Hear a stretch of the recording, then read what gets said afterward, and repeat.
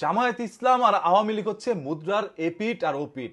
আওয়ামী লীগ টিকে থাকলেই জামায়াত টিকে থাকতো, আর জামায়াত টিকে থাকলেই আওয়ামী লীগ টিকে থাকবে। এইটা বলেছেন গণ অভ্যুত্থানের অন্যতম রূপকার মাহফুজ আলম। আপনারা অনেকেই এখন তাকে চেনেন। তার এই কথাটা বলার সাথে সাথে যমুনা টিভি সহ আর অনেক টিভি চ্যানেলে নিউজ করেছে এইভাবে, জাতীয় নির্বাচনের আগে বড় বোমা ফাটিয়েছেন জুলাই অভ্যুত্থানের অন্যতম রূপকার মাহফুজ আলম। চিন্তা করে দেখেন কি জিনিসটা তিনি ফাটাইছে। এটা হয়তো আপনি আমি অনেকেই জানতাম না। সুন্দর একটা কথা না? জামায়াত ইসলাম আর আওয়ামী লীগ নাকি মুদ্রার এপিট ওপিট।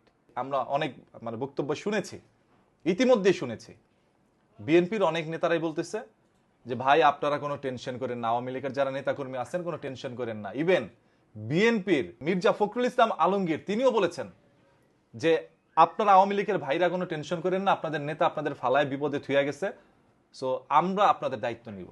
এই কথাটা বিএনপি থেকে বলা হয়েছে। এইভাবে জামায়াতের অসংখ্য নেতাকর্মীরা এই কথা বলছে যে আওয়ামী লীগের ভাইরা কোনো টেনশন করেন না, আমরা আপনার পাশে আছি, ভোটটা আমাদেরকে দিয়েন, এইভাবে বলতেছে।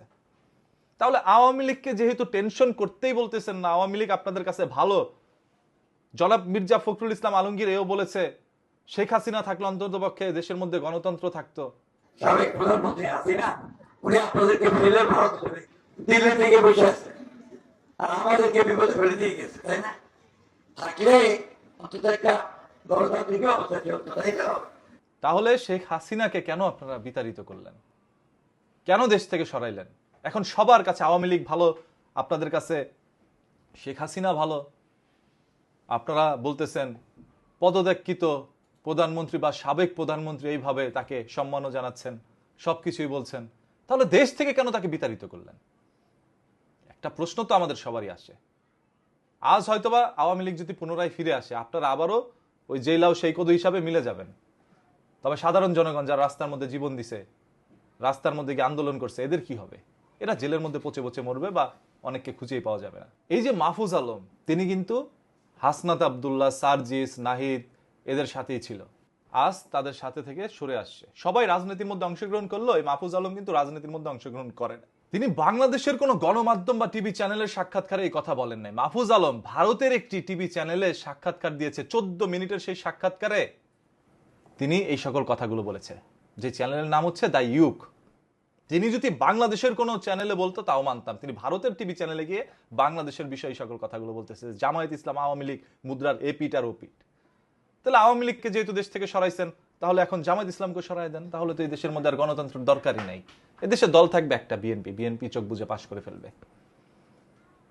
এখন মাহফুজ আলম ভাই তিনি হয়তোবা অনেক কিছু জানে যেটা আপনি আমি জানি না। যেহেতু রাজনীতির অঙ্গনে তিনি ছিলেন এবং তার ভাই ব্রাদার, তার পরিচিত আশেপাশের মানুষগুলো অনেক বড় বড় রাজনীতিবিদ, সেহেতু তিনি আপনার আমার চাইতে বেশি জানে। তাই তাকে নিয়ে আর কি বলবো, সব বলবেন আপনারা কমেন্ট বক্সের মধ্যে। এই মাহফুজ আলম আরো বলেছেন, এনসিপি যাদের সাথে জোট করেছে তারা পুরনো রাজনীতির অংশ বা পুরনো কাঠামোর অংশ। জামায়াতের সঙ্গে জোট করলে এমন অনেক প্রশ্নের মুখোমুখি হতে হবে যার কোনো উত্তর আমাদের কাছে নাই, কারণ বাংলাদেশ নিয়ে তাদের স্বচ্ছ কোনো ভীষণ বা পরিকল্পনা নাই। জামায়াত ইসলামের নাকি বাংলাদেশ নিয়ে স্বচ্ছ বা সুন্দর কোনো ভালো পরিকল্পনাই নাই, যার কারণে মাহফুজ ইসলাম রাজনীতি থেকে সরে গেছে। কারণ এনসিপি করতেন, এখন এনসিপি যেহেতু জোট হয়েছে জামাতের সাথে, এখন জামায়াতকে তিনি পছন্দ করেন না, কারণ জামাতের সাথে যোগ দিলে তার অসংখ্য প্রশ্নের সম্মুখীন হতে হবে। দ্যাটস ওয়াই মাহফুজ আলম ওইখান থেকে সরে যায় এবং জামায়াতের আর আওয়ামী লীগ সম্পর্কে এই মুদ্রার এপিট ওপিট বানায় দিল। যাই হোক, বাংলাদেশের ভবিষ্যৎ সরকার ব্যবস্থা নিয়ে সতর্ক করে মাহফুজ আলম বলেন, ক্ষমতায় যে দলই আসুক, বিএনপি বা জামায়াত সমাজের ভেতরে থাকা ক্ষত সারাতে না পারলে কোনো সরকারই টিকবে না। ভালো কথা বলছে।